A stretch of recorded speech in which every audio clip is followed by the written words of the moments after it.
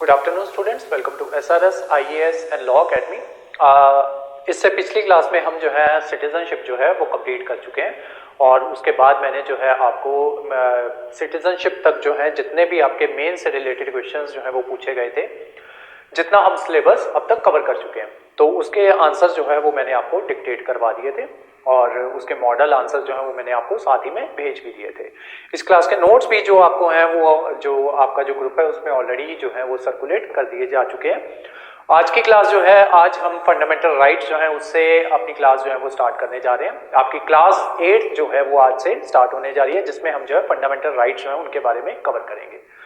Fundamental rights वाली जो classes जो है वो आपकी सबसे इंपॉर्टेंट क्लासेस जो है वो रहने वाली हैं, क्योंकि जो आपका प्री जो है और साथ ही साथ अगर आप मेंस भी देखो तो अब तक जो है फंडामेंटल राइट्स के ऊपर यूपीएससी जो है 6 सवाल जो है पिछले 5-6 सालों में 2016 से लेकर 2022 तक जितने भी क्वेश्चंस आए हैं उनमें से 6 से 7 सवाल जो है यूपीएससी डायरेक्टली फंडामेंटल राइट्स के ऊपर जो है वो पूछ चुका है और इनडायरेक्टली भी यूपीएससी जो है फंडामेंटल राइट्स के ऊपर जो है मेंस में क्वेश्चंस जो है वो आपसे पूछता रहता है। जैसे मैंने आपको जो क्वेश्चंस जो मैंने अभी आपको बताया वो सिर्फ उस पॉइंट ऑफ व्यू से थे कि उसमें आपका जैसे राइट टू इंफॉर्मेशन जो है वो कवर नहीं हो रहा, क्योंकि राइट टू इंफॉर्मेशन जो है वो आपका कवर होता है गवर्नेंस वाले पार्ट में।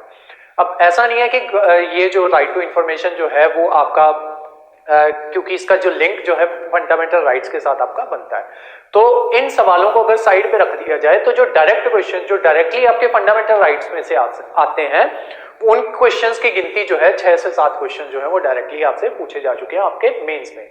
और उसके अलावा जो आपका प्री का जब भी एग्जाम होता है, कोई भी एग्जाम आप उठा के देख लो, चाहे वो ग्रेड बी का एग्जाम हो गया, सी का हो गया, SSC हो गया, SSB हो गया, SSSB हो गया, PSSB हो गया, तो वहां पे जो है आपसे सवाल जो है फंडामेंटल, अगर जहां पे भी आपका पॉलिटी मेंशन है वहां पे फंडामेंटल राइट्स में से सवाल जो है वो आपको आता ही आता है।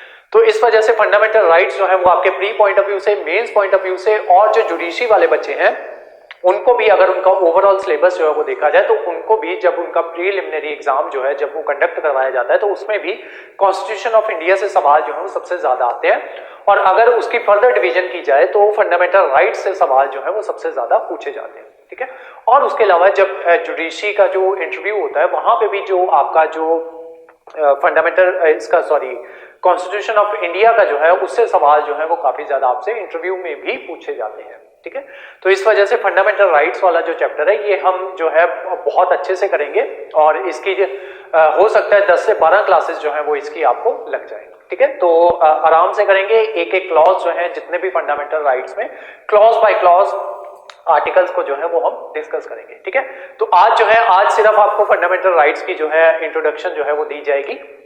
बेसिक चीज जो है फंडामेंटल राइट्स जो है ये क्या चीज होती है या क्यों जो है कॉन्स्टिट्यूशन ने इंडिविजुअल्स को या हमें सिटीजन्स ऑफ इंडिया को फंडामेंटल राइट्स जो है उन्हें प्रोवाइड करवाया है। ठीक है, ये आपका बेसिक थ्योरी का पार्ट है। अगर जब भी आपको फंडामेंटल राइट्स जो है उसके ऊपर क्वेश्चन आता है तो आपको कुछ ना कुछ इंट्रोडक्शन जो है वो देनी होती है। वो इंट्रोडक्शंस जो है अलग अलग क्वेश्चंस के लिए वो आपको आज की क्लास में मिलेंगी। ठीक है, तो आज की क्लास बेसिकली इंट्रोडक्टरी क्लास होगी फंडामेंटल राइट्स के लिए। तो आज की क्लास में हाँ, और उसके अलावा क्या कहते हैं, क्लास शुरू करने से पहले जब मैंने आपको फर्स्ट क्लास कराई थी जिसमें मैंने आपको लॉ ऑफ द लैंड के बारे में समझाया था, तो उसमें मैंने आपको बताया था कि जो लॉज बनाए जाते हैं या राइट्स होते हैं वो अलग अलग तरीके के होते हैं। ठीक है, तो हम अपनी ये जो क्लास जो होगी ये वहीं से स्टार्ट करेंगे। ठीक है, बेसिकली फंडामेंटल राइट्स की जो इंट्रोडक्शन जो है वो हम वहां से स्टार्ट करेंगे। ठीक है, तो मैंने आपको स्टार्टिंग में क्या कराया था कि लॉ ऑफ द लैंड में मैंने आपको बताया था कि कॉन्स्टिट्यूशनल राइट्स जो है वो प्रोवाइड करवाए जाते हैं, देन आपके कुछ फंडामेंटल राइट्स होते हैं। ठीक है, वहां पे फंडामेंटल राइट्स की बात हो सकता है हमने वहां पे ना की हो, हमने कॉन्स्टिट्यूशनल राइट्स की बात की थी, स्टैट्यूटरी राइट्स की बात की थी, लॉ ऑफ द लैंड क्या होता है, कस्टमरी लॉज क्या होते हैं उनकी बात की थी। ठीक है, तो आज जो है अब क्योंकि उसकी आपको जो है थोड़ी थोड़ी इंट्रोडक्शन जो है वो आपके पास ऑलरेडी है कि कौन सी चीज क्या होती है। ठीक है, तो अभी वहीं से हम स्टार्ट करते हैं। जो हमारे राइट्स होते हैं ना, राइट्स ये बेसिकली 3 तरीके के होते हैं। एक आपके हो गए फंडामेंटल राइट्स, ठीक है, दूसरे आपके हो गए कॉन्स्टिट्यूशनल राइट्स, तीसरे आपके हो गए ऑर्डिनरी राइट्स या स्टैट्यूटरी राइट्स। ठीक है, स्टैट्यूटरी राइट्स या फिर ऑर्डिनरी राइट्स, इनको ऑर्डिनरी लीगल राइट्स भी कहा जाता है या लीगल राइट्स भी कह दिया जाता है। ठीक है। तो राइट्स जो होते हैं वो बेसिकली आपके तीन तरीके के होते हैं। अब जो हमारा कॉन्स्टिट्यूशन ऑफ इंडिया है ना, वो ये जो राइट्स हैं आपके फंडामेंटल राइट्स, इनको मोस्ट सेक्रेड राइट्स जो है वो कहता है, या इनकी जो सैंक्टिटी है वो मोस्ट सेक्रेड जो है वो बताई गई है। ठीक है। अब उसके पीछे रीजन होगा कुछ। ठीक है। कॉन्स्टिट्यूशन ने जो है, कॉन्स्टिट्यूशन में ये वाले राइट्स जो है, बेसिकली सबसे पहले ये समझो कि कॉन्स्टिट्यूशनल राइट्स कौन से होते हैं। कॉन्स्टिट्यूशनल राइट्स वो राइट्स होते हैं जो आपका कॉन्स्टिट्यूशन ऑफ इंडिया अपने इंडिविजुअल्स को जो है, जो राइट्स जो है वो प्रोवाइड करवा रहा है, उसको कॉन्स्टिट्यूशनल राइट्स जो है वो कहा जाता है। ठीक है। जैसे कि आपके ये हो गया राइट टू प्रॉपर्टी।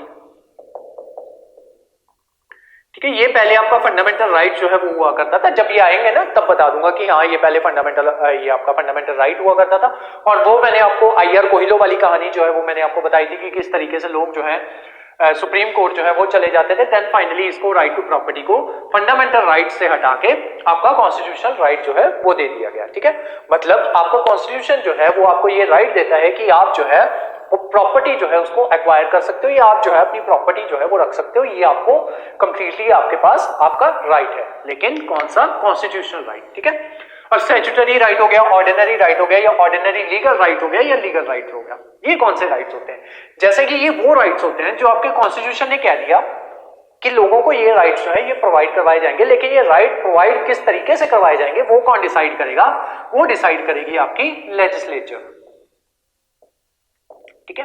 तो ऐसे राइट्स जो कॉन्स्टिट्यूशन में डायरेक्टली मेंशन नहीं है, लेकिन कॉन्स्टिट्यूशन ये कहता है कि उन राइट्स को जो आपकी लेजिस्लेशन जो है वो आपको प्रोवाइड करवाएगी, तो उन राइट्स को आपका कह दिया जाता है ordinary rights, ordinary legal right या statutory rights. Otherwise statutory rights जब मैंने आपको करवाए थे तब मैंने आपको ये बताया था कि हर एक वो राइट जो आपकी लेजिस्लेचर जो है वो आपको प्रोवाइड करवाती है वो आपका बन जाता है स्टैट्यूटरी राइट। ठीक है। तो इसमें कौन से आ जाते हैं? जैसे आपका ये आ गया कंज्यूमर राइट्स,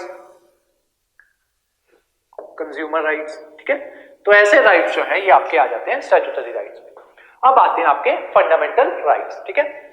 अब जैसा कि इनका नाम सजेस्ट करता है कि ये राइट्स जो है ये फंडामेंटल है। ठीक है। तो जैसे इसमें आ गया राइट टू लाइफ,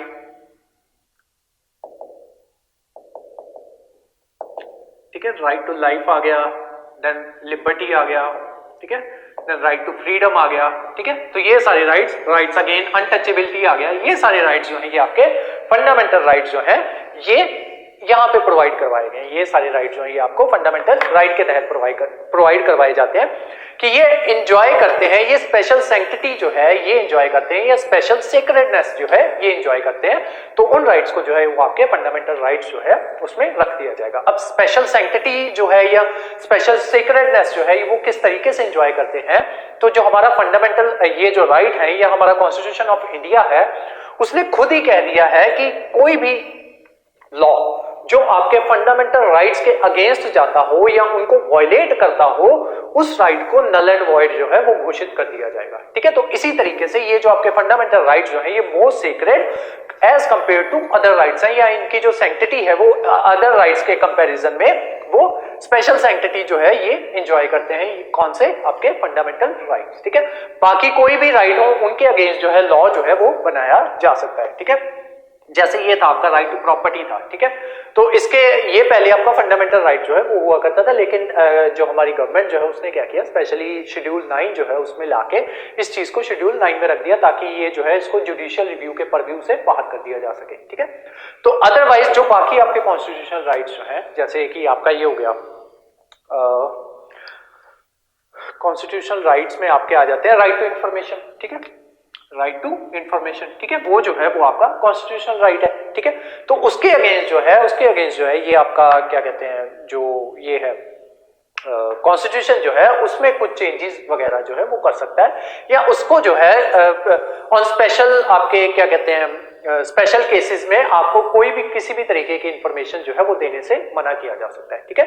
मान लो कोई नेशनल इंटरेस्ट की चीज हो, जैसे कि अभी रफाल की डील जो है वो चलती थी। ठीक है। रफाल के टाइम पे बहुत सी चीजें जो है वो गवर्नमेंट से मांगी जा रही थी कि आप जो है वो चीजें हमें प्रोवाइड नहीं करवा रहे हो। जो आपकी जो क्या कहते हैं ऑपोजिशन पार्टी थी वो आपसे रफाल के बारे में कि इसमें क्या क्या चीजें जो है वो लाई गई है, तो उसकी जो नॉलेज जो है वो होनी चाहिए। तो सुप्रीम कोर्ट ने ये डिसीजन दिया या लेजिस्लेशन ने ये कहा कि अगर हम वो चीजें जो है पब्लिकली डिक्लेयर कर देंगे तो उस वजह से क्या हो सकता है कि जो हमारा जो क्या कहते हैं नेशनल वो है आपकी नेशनल सिक्योरिटी जो है उसको थ्रेट जो है वो आ सकता है। क्यों? क्योंकि जो बाकी देश होंगे उनको पता चल जाएगा कि रफाल के तहत हमें हमारे पास जो है कौन कौन सी टेक्नोलॉजी जो है वो हमारे पास है। ठीक है, तो नेशनल सिक्योरिटी के ऊपर थ्रेट आ रहा था, तो उन्होंने बोल दिया कि हाँ, राइट टू प्रॉपर्टी के तहत आपको ये चीज, sorry right to property, right to information के तहत आपको ये चीज जो है वो हम नहीं प्रोवाइड करवाई जाएगी। ठीक है, तो ये सारी राइट्स जो है ये चीजें उसमें आ जाती है कि हाँ, अगर आपका क्या कहते हैं इन राइट्स में ये जो दूसरे राइट्स होंगे आपके कॉन्स्टिट्यूशनल राइट्स होंगे उनमें कुछ ना कुछ चेंजेस जो है वो किए जा सकते हैं, या वो राइट्स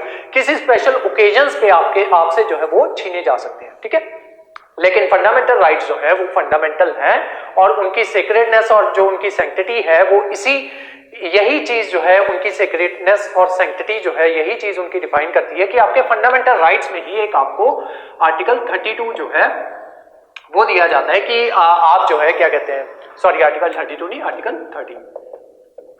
13 जो है वो ये कहता है कि अगर आपका कोई भी राइट जो है अगर वो वॉइड हो रहा है या सॉरी कोई भी लॉ जो है इसके अगेंस्ट जो है वो बनाया जा रहा है, तो आप जो है डायरेक्टली सुप्रीम कोर्ट जो है आप वहां पे जा सकते हो। ठीक है, तो ये जो है यही चीज जो है ये आपकी डिफाइन करती है कि इनकी सैंक्टिटी जो है वो बाकियों से ज्यादा रखी गई है, या इनकी सेक्रेटनेस जो है ये बाकी राइट्स के कंपैरिजन में इनकी सेक्रेटनेस जो है वो ज्यादा होगी। उसके अलावा जो आपका कॉन्स्टिट्यूशन था उसका मेन एम क्या था कि वो जो है कॉन्स्टिट्यूशन का जो मेन एम था वो ये था कि हम जो है हमारे कॉन्स्टिट्यूशन जो है हम इस तरीके से लिखेंगे कि वो जो है किसकी जो हमारे जो सिटीजन जो है या इंडिविजुअल जो है इंडिया में रहेंगे उनकी डेवलपमेंट के लिए हमारा कॉन्स्टिट्यूशन जो है वो काम करेगा। ठीक है, वो काम किस तरीके से करेगा, वो काम करने का तरीका जो है वो प्रोवाइड करवाया गया था। मतलब फंडामेंटल राइट्स के थ्रू जो है हम क्या कहते हैं अपनी डेवलपमेंट के लिए जो इंडिविजुअल्स जो है उनकी डेवलपमेंट के लिए आपका कॉन्स्टिट्यूशन ऑफ इंडिया जो है वो काम करेगा। ठीक है, अब इंडिविजुअल की डेवलपमेंट जो है वो किस तरीके से हो सकती है,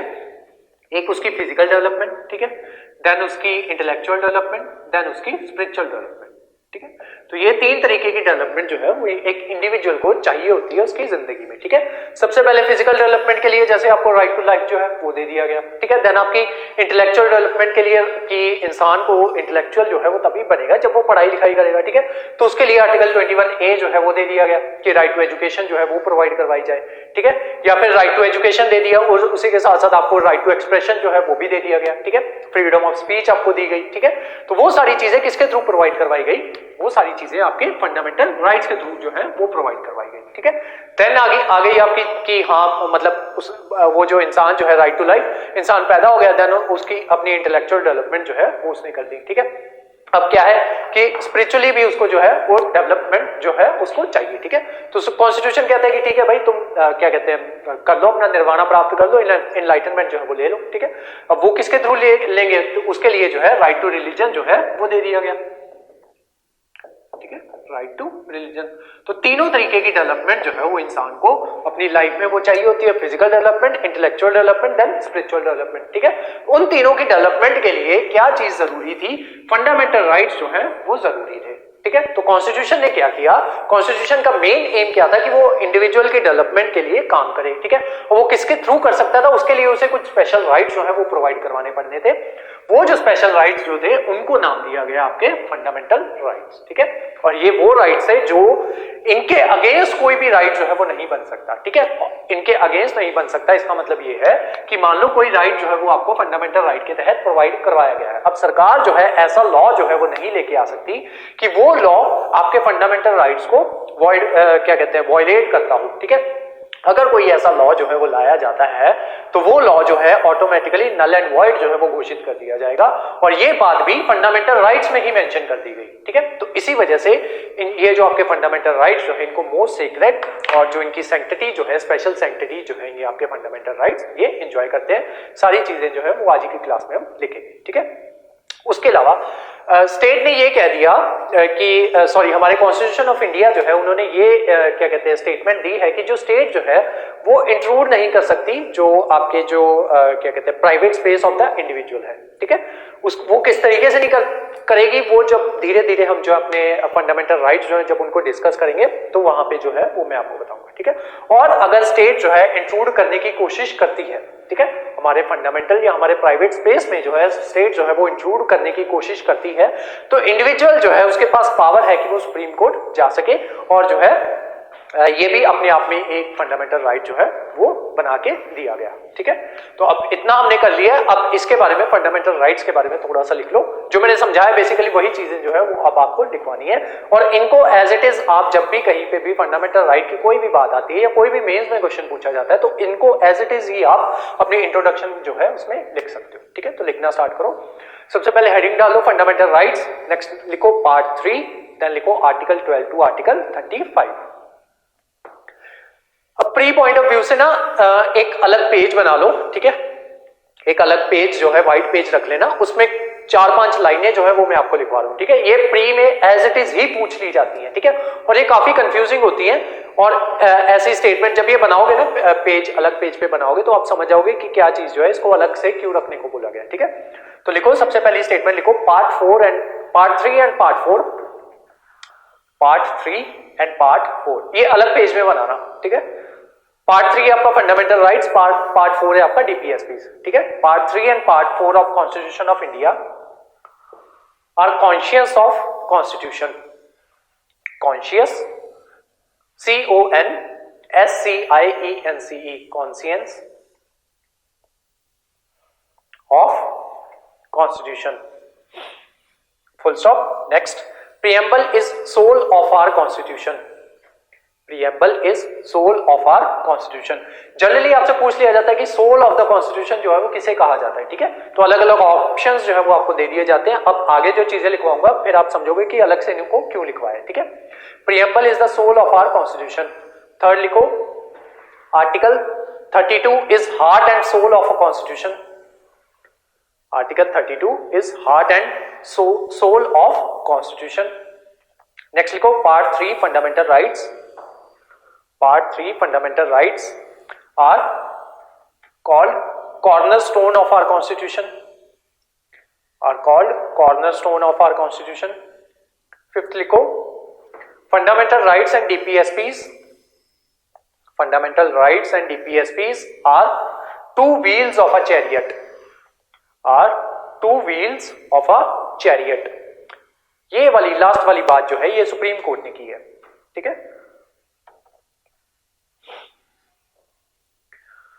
अब इस पेज को अलग रखना, आगे और भी चीजें आएंगी जैसे डीपीएसपी जो है उनको क्या कहा जाता है, या फिर आपके जो ये आ जाते हैं फंडामेंटल ड्यूटीज जो है उनको क्या कहा जाता है। आर्टिकल 32 का वैसे मैंने ऑलरेडी बता दिया। हाँ, article 32 is heart and soul of the constitution. ठीक है, ऐसी और भी धीरे धीरे आगे आगे जाके जैसे जैसे आगे बढ़ेंगे और चीजें जो है वो आएंगी। उन स्टेटमेंट्स को एज इट इज इसी पेज पे नोट डाउन कर देना। ठीक है, अब इस पेज को कर दो साइड पे। नेक्स्ट बनाओ जो आपके मेन नोट्स जो बनने हैं उनको बनाओ। लिखो फंडामेंटल राइट्स पार्ट 3 आर्टिकल 12 से लेके आर्टिकल 35 तक। इसमें लिखो fundamental rights are inspired by Bill of Rights, inspired by Bill of Rights in American Constitution, Bill of Rights in American Constitution, and USA was the first country, USA was the first country to give constitutional status, to give constitutional status to set of rights, to set of rights, full stop। These rights are essential for overall development of the citizens and healthy functioning of democracy,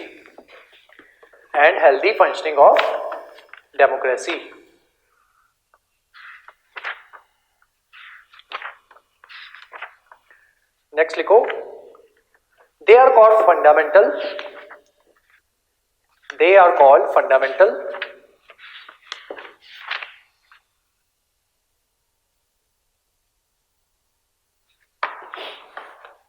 because these are the most basic requirement,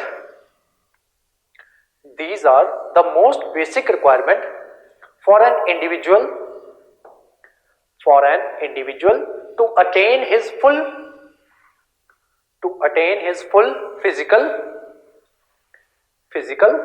intellectual and spiritual status. Full stop. Next point. Fundamental rights are given to the individual against the state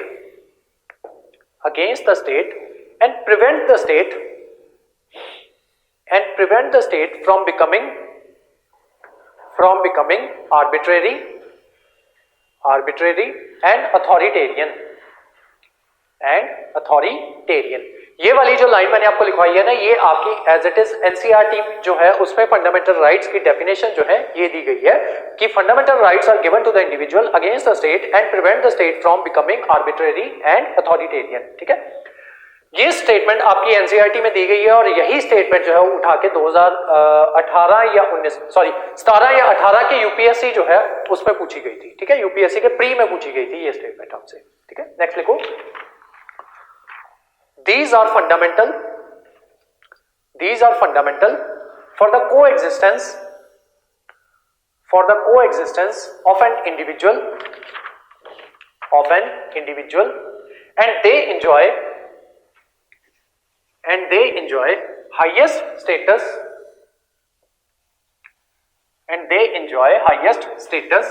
and special legal sanctity. sanctity के spelling लिख लो, SANCTITY,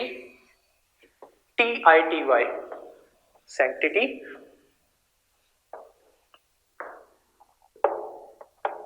as they are guaranteed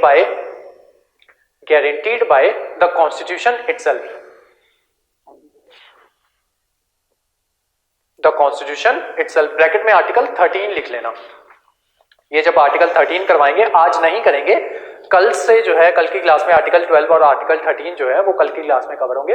article 12 basically आपको ये बताता है कि state जो है वो कौन है, किस किस चीज को जो है वो स्टेट कहा जाएगा. उसके अलावा आर्टिकल 12 में बहुत सी कंफ्यूजन जो है वो क्रिएट की जाती है, क्योंकि जब आपकी स्टेट की डेफिनेशन जो है जब फंडामेंटल राइट्स में दी जाती है तब वहां पे जो जुडिशरी जो है उसको स्टेट की डेफिनेशन से बाहर रखा गया है. ठीक है, कि स्टेट में जुडिशरी जो है वो स्टेट की डेफिनेशन में जब आर्टिकल 12 के तहत आपकी स्टेट की डेफिनेशन दी जाएगी फंडामेंटल राइट्स में, वहां पे जुडिशरी को जो है स्टेट की डेफिनेशन में इंक्लूड नहीं किया जाएगा. लेकिन स्टेट की डेफिनेशन दोबारा जाके आपके डीपीएसपी जो है वहां पे दी जाएगी, वहां पे जो जुडिशरी जो होगी उसको स्टेट की डेफिनेशन में इंक्लूड किया जाएगा. ठीक है, इसके ऊपर जो है प्री में जो है आपसे सवाल जो है वो पूछे जाते हैं. ठीक है, स्टेट की डेफिनेशन जो है वो दे दी जाती है और फिर उसमें कहीं पे जुडिशरी फिर वहां पे क्वेश्चन जो है उसमें लिखा जाता है कि according to article 12 what is the definition of state या what includes the definition of state. ठीक है, उसमें 4-5 ऑप्शंस जो है वो दे दिए जाते हैं, बीच में कहीं पे जुडिशरी दे दिया जाता है, फिर 1 2 3 करके उसमें पूछा जाता है कि हाँ कौन कौन सी चीज जो है अंडर आर्टिकल 12 जो या under definition of state in fundamental as mentioned in fundamental rights, तो कौन कौन सी चीजें जो है स्टेट की डेफिनेशन में इंक्लूडेड होंगी. ठीक है, तो वो कल की क्लास जो है उसमें मैं आपको बताऊंगा. ठीक है, आज फिलहाल लिखो, आज बेसिक इंट्रो कर रहे हैं कि फंडामेंटल राइट्स क्या होते हैं. अब आगे जो है नेचर ऑफ फंडामेंटल राइट्स जो है वो करेंगे. ठीक है, इसमें कुछ पॉजिटिव फंडामेंटल राइट्स होते हैं, कुछ नेगेटिव होते हैं. जो पॉजिटिव होते हैं उनको पॉजिटिव कमांडमेंट्स कहते हैं और जो नेगेटिव होते हैं उनको नेगेटिव इंजंक्शंस जो है वो कहा जाता है. ठीक है, और उसी तरीके से जैसे मैंने आपको राइट टू क्या कहते हैं नहीं, ये चीज आई थिंक फिलहाल मैंने आपको नहीं करवाई है. ठीक है, हाँ सॉरी करवाई है. जब मैंने आपको बताया था लिबर्टी का कॉन्सेप्ट बताया था कि पॉजिटिव लिबर्टी होती है या नेगेटिव लिबर्टी होती है, उसमें जेम्स मिल का कॉन्सेप्ट मैंने आपको बताया था. तो उसमें कुछ राइट्स जो थे क्या कहते हैं सेल्फ वो थे जिनका क्या कहते हैं फर्क जो है वो सिर्फ आपके ऊपर पड़ रहा था, और देन दूसरे जो थे जिनका आपके एक्शंस का जो है जो उसका इम्पैक्ट जो था वो दूसरों के ऊपर पड़ रहा था. ठीक है, सेम ऐसे ही यहाँ पे भी फंडामेंटल राइट्स में भी कुछ राइट्स जो होते हैं वो सेल्फ रेगुलेटरी होते हैं और दूसरे कुछ जो होते हैं वो रेगुलेशन जो उनको रेगुलेशन में जो है वो एग्जीक्यूशन जो है उनकी जो आपकी लेजिस्लेचर जो है उनके द्वारा करवाई जाती है. ठीक है, वो आगे जाके करेंगे. फिलहाल लिखो they can be amended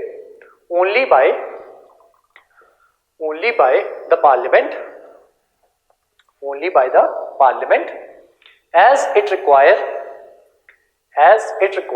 a constitutional amendment as it require a constitutional amendment under Article 368. Under Article 368, that is special majority. That is special majority. And in the case of violation, the aggrieved can directly approach Supreme Court. फिर से bracket में लिख लो article 13, ठीक है। ये articles जो है ये मैंने आपको ऐसे ही याद करवा देने हैं, जब जहां पे उनका मेंशन आएगा वहां पे मैंने आपको ब्रैकेट में आर्टिकल जो है वो लिखवा दिया करने हैं, ठीक है। तो आर्टिकल्स जो है, जो इंपॉर्टेंट आर्टिकल्स जो है वो कभी नहीं भूलोगे आप, ठीक है।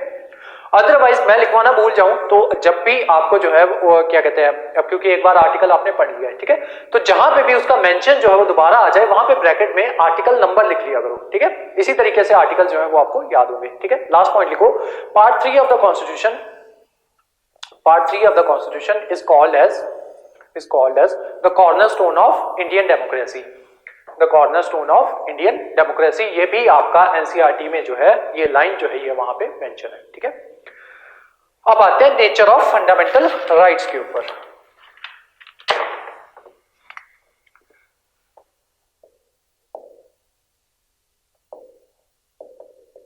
ठीक है, तो नेचर जो है फंडामेंटल राइट्स का दो तरीके का होता है, ठीक है। कुछ आपके फंडामेंटल राइट्स जो होते हैं वो पॉजिटिव होते हैं, जिनको आपके पॉजिटिव कमांडमेंट्स जो है वो कहा जाता है,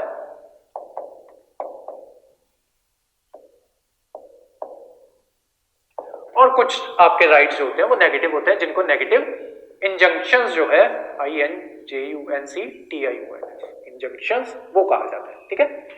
तो पॉजिटिव और नेगेटिव लिबर्टी का कांसेप्ट जो है वो मैंने आपको समझाया था। पॉजिटिव लिबर्टी जो है वो किस चीज की बात कर रही थी कि स्टेट जो है वो कुछ इंटरफेरेंस जो है स्टेट की होनी चाहिए, ठीक है। क्यों? क्योंकि कोई एक अथॉरिटी जो है, कोई एक इंसान जो है उसका अथॉरिटेटिव रूल जो है वो ना हो जाए, तो उसी वजह से स्टेट की कुछ इंटरफेरेंस जो है वो हमें चाहिए थी, ठीक है। तो इस वजह से पॉजिटिव लिबर्टी के कॉन्सेप्ट में हम क्या कहते हैं कि हमें जो है स्टेट की इंटरफेरेंस चाहिए। नेगेटिव लिबर्टी के कॉन्सेप्ट में हम क्या कहते थे कि जहां पे जो है स्टेट जो है वो बीच में इंटरफेयर बिल्कुल भी ना करे, ठीक है। स्टेट का क्या काम है? स्टेट का कोई भी बीच में कुछ भी काम नहीं है। स्टेट ने क्या करना है? स्टेट बीच में बिल्कुल भी इंटरफेयर जो है वो स्टेट नहीं करेगी। अगर कोई इंसान इंडस्ट्री लगाना चाहता है तो वो इंसान को जो है इंडस्ट्री लगा देनी चाहिए, और अगर कोई इंसान गरीब है तो स्टेट जो है ना तो अमीर इंसान के जो आपका रिच जो होगा ना तो उसके काम में दखल अंदाजी करेगी, ना जो पुअर है उसके काम में दखल अंदाजी करेगी, ठीक है। ना तो वो रिच को एक्स्ट्रा मनी देगी कि जाओ तुम जाके जो है इंडस्ट्री लगा लो, लेकिन अगर वो रिच को नहीं दे रही तो वो पुअर को भी नहीं देगी, ठीक है। कॉन्सेप्ट ये वाला मैंने आपको समझाया था, ठीक है, कि जो इंसान जो है अगर अपनी मर्जी से कुछ भी करना चाहता है तो उसको कुछ भी करने दिया जाएगा, स्टेट जो है वो बीच में इंटरफेयर नहीं करेगी। यहाँ पे क्या था पॉजिटिव में, पॉजिटिव लिबर्टी के कॉन्सेप्ट में जो स्टेट जो थी वो बीच में इंटरफेयर जो है वो कर रही थी, ठीक है। क्यों? क्योंकि यहाँ पे जो है जब इसने इंडस्ट्री लगाई तो इसने नंबर ऑफ आवर्स जो है या मिनिमम वेजेस जो है इसने अपने अकॉर्डिंग रखे थे, जिस वजह से क्या हुआ कि ये जो पुअर जो था वो जो था ज्यादा एक्सप्लॉइट हो रहा था, ठीक है। तो यहाँ पे क्या हो गया था, अथॉरिटेटिव रूल जो है वो स्थापित हो गया था। तो इस वजह से स्टेट को हम कहते हैं कि स्टेट का इंटरवेंशन जो है वो होना चाहिए। तो दो तरीके के लिबर्टी के आपके कॉन्सेप्ट जो है वो वहां पे आए थे जब मैंने आपको जेम्स मिल का कॉन्सेप्ट जो है वो करवाया था, ठीक है। तो ये तो कॉन्सेप्ट था लिबर्टी और उसका, ठीक है।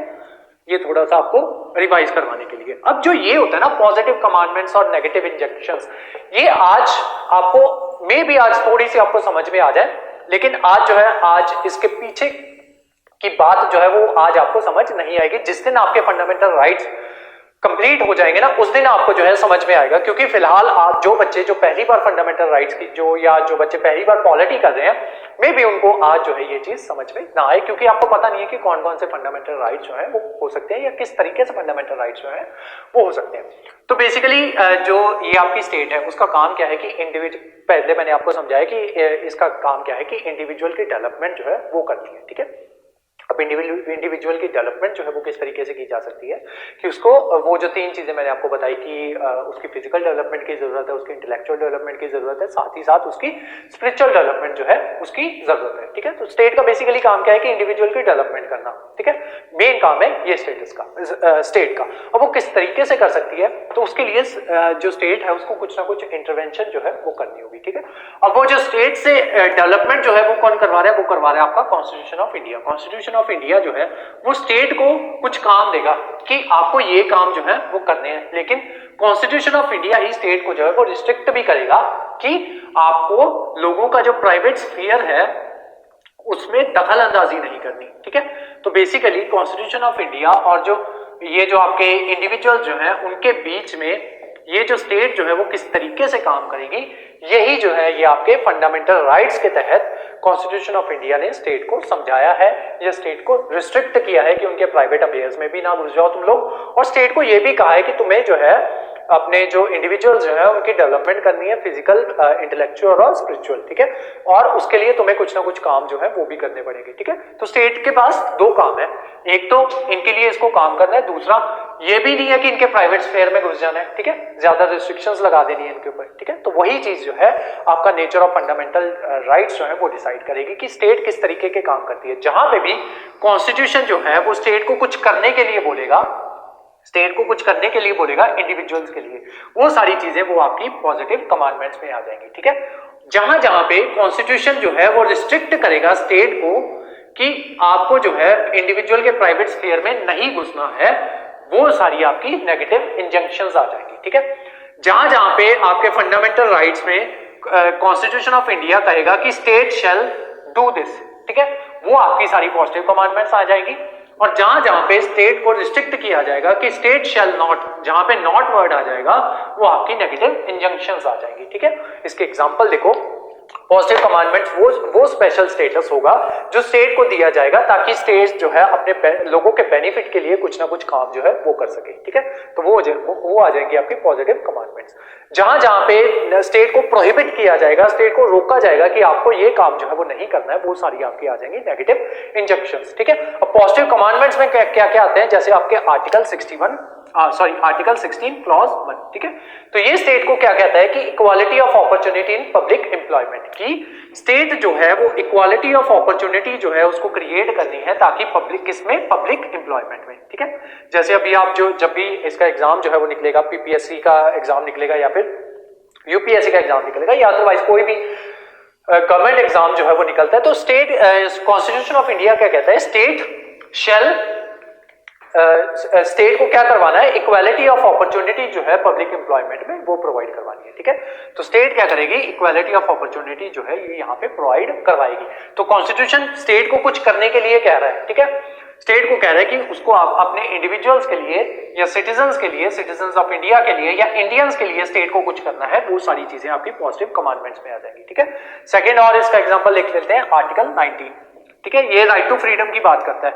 आर्टिकल 19 क्या कहता है कि स्टेट जो है वो अपने इंडिविजुअल्स को जो है वो फ्रीडम प्रोवाइड करवाएगी। ठीक है, कुछ रोक नहीं रहा। यहां पे इसका एग्जांपल देखो, इस पे आपका आ जाता है आर्टिकल 14।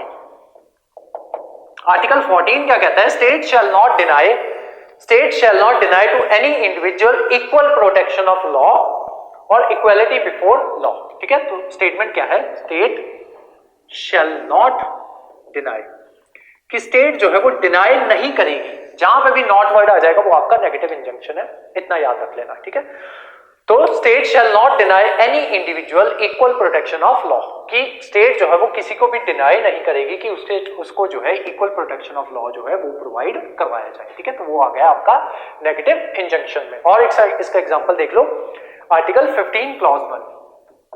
आर्टिकल 15 क्लॉज 1, इसमें कहा गया है कि स्टेट शैल नॉट डिस्क्रिमिनेट। ठीक है, स्टेट जो है वो डिस्क्रिमिनेट नहीं करेगी अमंग इट्स इंडिविजुअल्स, जो इसके इंडिविजुअल है या सिटीजन्स ऑफ इंडिया है, उनके बीच में स्टेट जो है किसी के साथ भी डिस्क्रिमिनेशन नहीं करेगी on the basis of religion, race, caste, sex, birth और एनी ऑफ देम। ठीक है, कि किसी भी बेसिस के ऊपर अपने इंडिविजुअल्स के साथ स्टेट को डिस्क्रिमिनेशन नहीं करना है। ठीक है, नॉट वर्ड आ गया नेगेटिव इंजंक्शन, ठीक है। जहां पे स्टेट कुछ कॉन्स्टिट्यूशन जो है वो स्टेट जो है उसको कुछ करने के लिए कह रहा है वो आपकी पॉजिटिव कमांडमेंट्स है। जहां पे उसको कुछ करने से रोक रहा है या नॉट वर्ड जहां पे भी आ गया वो आपकी नेगेटिव इंजंक्शन, ठीक है। तो यही था इसका नेचर ऑफ फंडामेंटल राइट्स।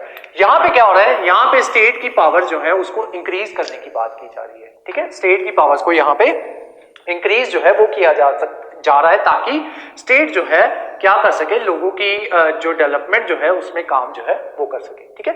यहां पे स्टेट क्या कर रही है, स्टेट जो है स्टेट के ऊपर जो है कुछ उनकी पावर जो है वो डिक्रीज की जा रही है या उसकी पावर के ऊपर जो है रिस्ट्रिक्शंस जो है वो लगाई जा रही है ताकि वो जो है लोगों की भलाई के लिए जो है वो काम कर सके या लोगों में इक्वालिटी जो है वो ला सके या फिर स्टेट जो है लोगों के प्राइवेट अफेयर्स में जो है वो ना घुस सके, ठीक है। तो वो सारी चीजों में जो है जो स्टेट आपका कॉन्स्टिट्यूशन ऑफ इंडिया जो है वो स्टेट के ऊपर कुछ रिस्ट्रिक्शंस जो है वो लगा रहा है, ठीक है। तो ये सारा आपका कॉन्सेप्ट आ गया नेगेटिव इसका इंजंक्शंस का। तो एक कॉन्सेप्ट तो ये चलता है आपका, ठीक है, कि आपका पॉजिटिव ये कमांडमेंट्स और जो नेगेटिव इंजंक्शंस। एक और बेसिस पे इसकी जो नेचर ऑफ फंडामेंटल राइट्स जो है उनको डिवाइड किया जाता है, वो आते हैं आपके, एक तो होते हैं आपके self executory actions, self executory, दूसरे आपके आते हैं executory by nature, by nature, ठीक है। सेल्फ एग्जीक्यूटरी एक्शंस जो है या सेल्फ एग्जीक्यूटरी राइट्स जो है वो राइट्स होते हैं या वो एक्शंस होते हैं कि जैसे ही उन चीजों को आपके कॉन्स्टिट्यूशन में लिख दिया गया उसी पॉइंट पे वो जो है एक्शन में आ गए, ठीक है। जैसे कि आर्टिकल 14 क्या कहता है कि state shall not deny any individual equal protection of law, कि स्टेट जो है वो किसी को भी जो है डिनाई जो है वो नहीं करेगा, ठीक है। अब आते हैं एग्जीक्यूटरी बाय नेचर। इसमें वो राइट्स आते हैं जैसे कि कुछ राइट्स जो है जब हमारा कॉन्स्टिट्यूशन मेकर ने जो है कुछ राइट्स जो है या कॉन्स्टिट्यूशन हमारा लिखा तो उसमें कुछ राइट्स जो है वो ऐसे थे कि कॉन्स्टिट्यूशन ने लिख दिया कि स्टेट जो है इसके ऊपर लॉ बनाएगी। जैसे हमने कल किया था, परसों सॉरी किया था हमने ये सिटीजनशिप वाला है, ठीक है। तो उसमें जो है क्या कहते हैं, ये जो है आपका जो ये था कॉन्स्टिट्यूशन था उसने ये कह दिया था कि पार्लियामेंट जो है वो खुद से इसके ऊपर जो है रूल्स जो है वो बना सकता है, ठीक है। तो पार्लियामेंट ने जो है सिटीजनशिप अमेंडमेंट एक्ट जो है वो लेके आए, ठीक है, या फिर उससे पहले सिटीजनशिप एक्ट जो है वो चलता था 1955 वाला, तो वो पार्लियामेंट ने खुद से बनाया था। पहले हमारे कॉन्स्टिट्यूशन में वैसा जो है कुछ भी मेंशन नहीं था, ठीक है, वो पार्लियामेंट खुद से बनाता है। तो कुछ ऐसे रूल्स या कुछ ऐसे एक्ट्स या कुछ ऐसी चीजें जो हमारे कॉन्स्टिट्यूशन ने कह दिया कि जो आपकी लेजिस्लेशन होगी वो डिसाइड कर लेगी, ठीक है, वो चीजें आ जाती है एग्जीक्यूटरी बाय नेचर के तहत। इसका एग्जांपल देखो, आर्टिकल 17 क्या कहता है, अबॉलिशन ऑफ अनटचेबिलिटी। तो यहां पे जो है हमारी स्टेट जो है उसने ये कह दिया कि हमें जो है अनटचेबिलिटी जो है उसको अबॉलिश करना है, लेकिन कॉन्स्टिट्यूशन ने ये कोई क्राइटेरिया नहीं दिया कि इस तरीके से जो है अनटचेबिलिटी जो है उसको अबॉलिश किया जा सकता है। कॉन्स्टिट्यूशन ने सिंपली बात कह दी कि हमें अनटचेबिलिटी जो है उसको अबॉलिश करना है। अब करना कैसे है वो पार्लियामेंट डिसाइड करेगी या आपकी लेजिस्लेचर जो है वो डिसाइड करेगी, ठीक है। तो ऐसे लॉज जो है जिनको या ऐसे क्या कहते हैं एक्ट्स जिनको जो है एग्जीक्यूटरी बाय नेचर जो है वो कहलाते हैं, जिनको कॉन्स्टिट्यूशन कह दे कि स्टेट अपनी मर्जी से डिसाइड कर ले कि किस तरीके से इस चीज को जो है वो एक्शन में लेके आना है। तो वो चीजें आपकी आ जाती हैं executory by nature. Self executory वो आ जाती है जो कॉन्स्टिट्यूशन ने कह दिया कि इस चीज को करना है तो उस चीज को बस उसी दिन से उस चीज को करना जो है वो स्टार्ट कर दिया जाता है, ठीक है।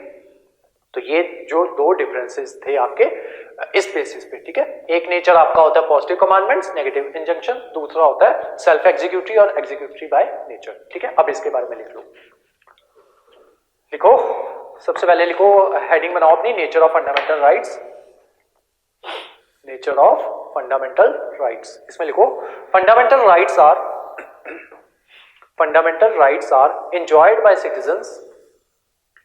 enjoyed by citizens and enforced against the state, bracket में लिख लो। अब क्योंकि फंडामेंटल राइट है ना, तो यहाँ पे मैंने आपको बताया था कि यहाँ पे जुडिशरी जो है वो इंक्लूड नहीं होती स्टेट की डेफिनेशन में, ठीक है। तो यहाँ पे क्या क्या चीजें इंक्लूड होती हैं, लेजिस्लेचर और आपकी एग्जीक्यूटिव, ठीक है। तो ब्रैकेट में लिख लो लेजिस्लेचर एंड एग्जीक्यूटिव, स्टेट के ब्रैकेट में लिख लो legislature and executive, star mark करके यहां पे एक और लाइन लिख लो कि judiciary is not included in the definition of state in fundamental rights. Judiciary is not included in the definition of states in fundamental rights. Next लिखो, next point, they are not absolute in nature. They का मतलब fundamental rights. They are not absolute in nature. That is, they are provided with some reasonable restrictions. That is, they are provided with some reasonable restrictions. Full stop. Next point, fundamental rights can be subdivided. Fundamental rights can be subdivided. First लिखो positive commandments. Positive commandments. COMMANDMENTS. Positive commandments. Second लिखो negative injunctions. Negative injunctions. INJUNCTIONS. Negative injunctions. सबसे पहले positive commandments के बारे में लिखो. Positive commandments. इसमें लिखो these are those rights which confer some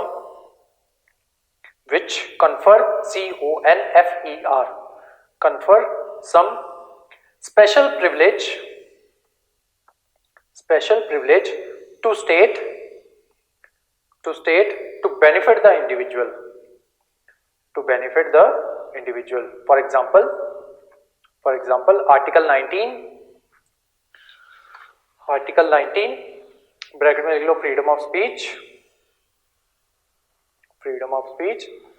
साथ में लिख लो सेकेंड एग्जांपल लिख लो Article 16 clause 1. साथ में लिख लो equality of opportunity in public employment. Second, next लिखो negative injunctions. इसमें लिखो these impose some prohibitions on the state for not to interfere or violate the rights given to the citizens. Full stop. Example लिखो Article 14 इसमें लिखो the state shall not को underline कर लेना. The state shall not deny to any individual equal protection of law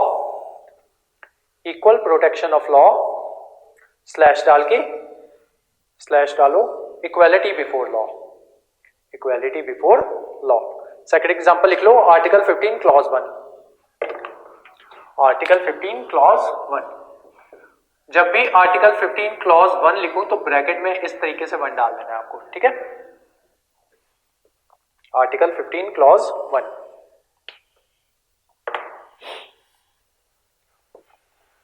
इसमें लिखो state shall not discriminate. shall not के नीचे अंडरलाइन लगाओ. State shall not discriminate among citizens on the basis of religion, race, caste, sex, or place of birth, or any of them. Full stop.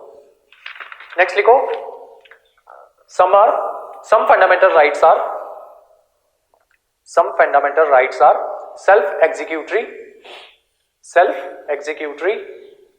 EXE,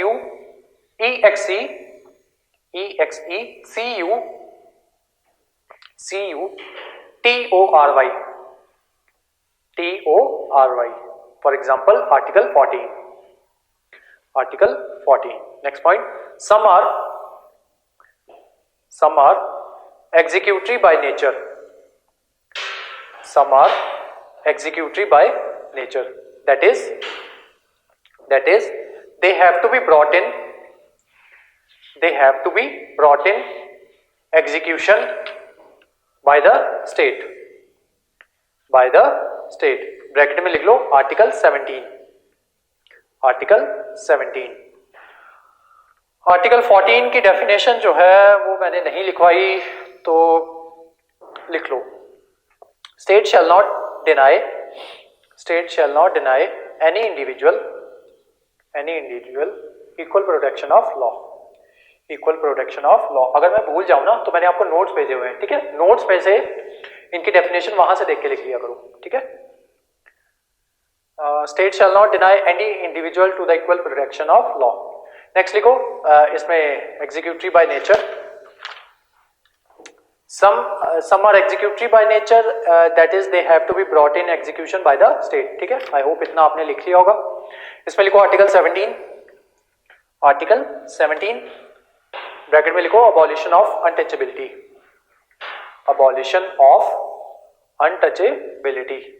star mark करके एक line लिखो, Constitution said we have to abolish untouchability, but Constitution of India